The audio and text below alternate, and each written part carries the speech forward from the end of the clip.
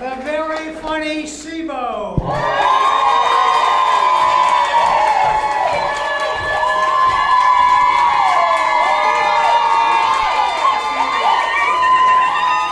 Hey y'all. Hey everybody. Hey. Hi white people. All my white friends came out tonight, y'all. I'm very excited.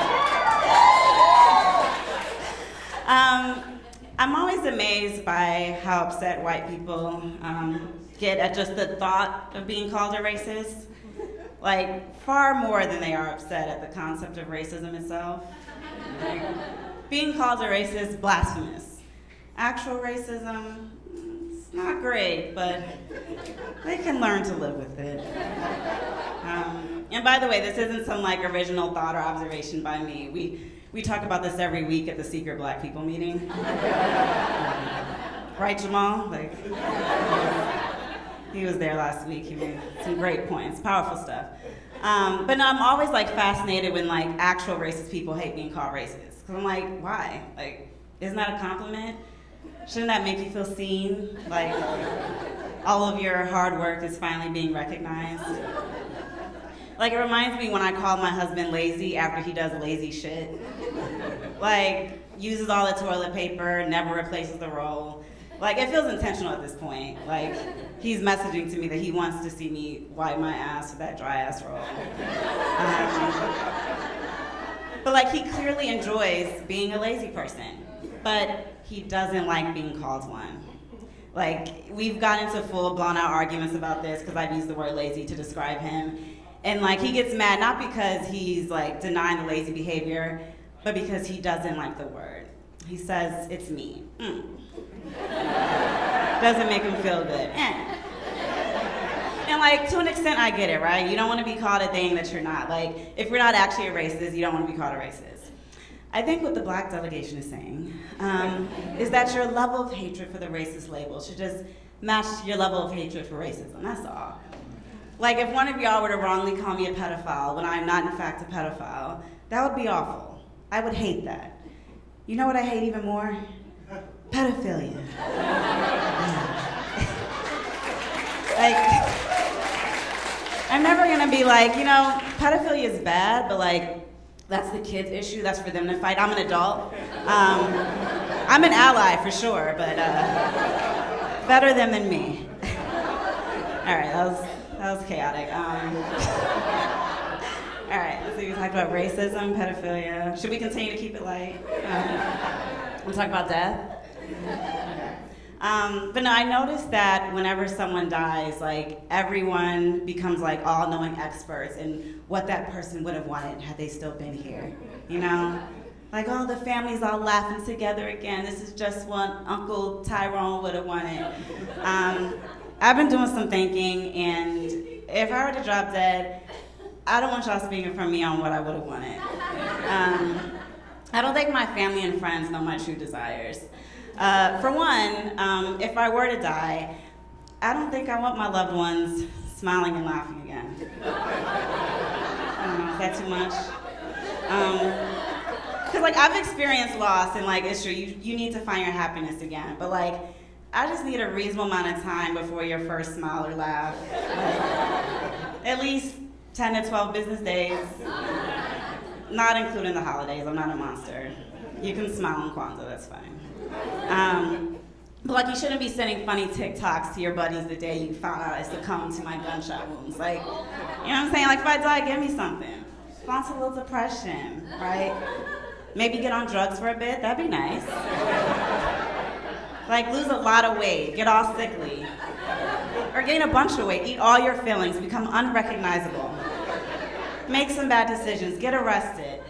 And then, after years of therapy, finally getting on probation, kicking that pesky little crack habit, then find your joy again. You know, that's what I would have wanted, you know? Like, mourn me, damn it, you know what I'm saying? Like, fall completely apart, and then bring it all back together. Hopefully. Another thing, if I died, I would have wanted, anyone who has ever wronged me or my kids ever, you must never forgive them. You must never become the bigger person. Ugh. That's not what I would have wanted.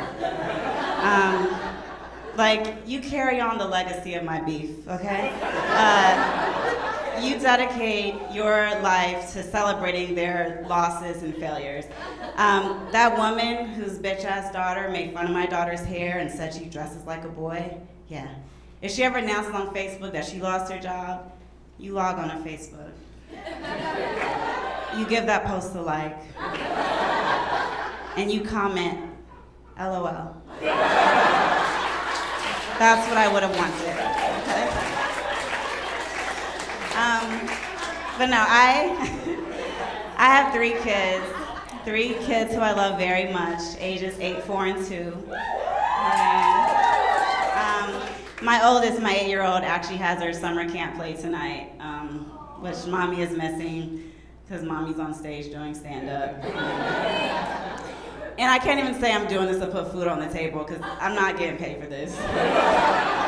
It actually cost me to be here. I'm actually taking food from her table, but I know. I'm a horrible mother. But it's okay because my kids are horrible too. You know how when couples with kids, if they get a divorce, they always make sure to tell their kids, it's not because of you, sweetie. Mommy and daddy, we just have problems. It's not your fault. If me and my husband ever get a divorce, it will absolutely be because of the kids. And I look forward to telling them this to their sweet little precious faces. Aw, you want to know why mommy and daddy are getting a divorce? It's because of you. All 3 of you. Yeah, me and daddy, we were good before we met y'all. Y'all did this. Explain to me why it feels like daddy and I haven't had sex in 20 years and you're only 8 years old. Yeah, me and daddy, we have nothing left to give. You now come from a broken family, and you broke it.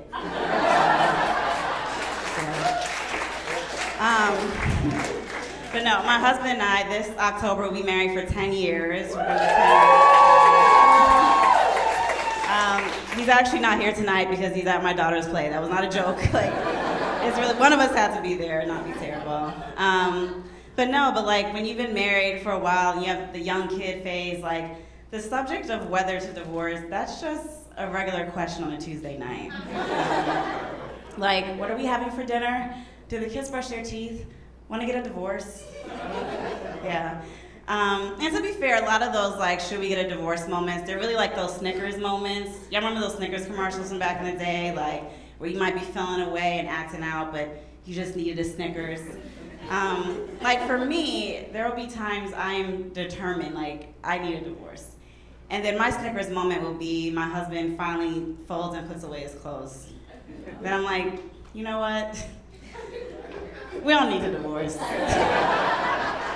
I was being silly. Let's have sex.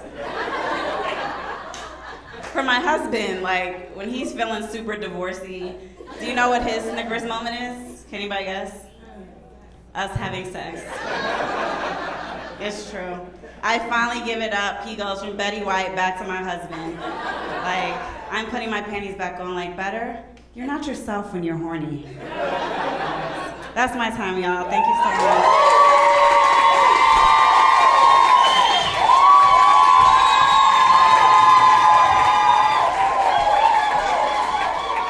Sibo, everybody.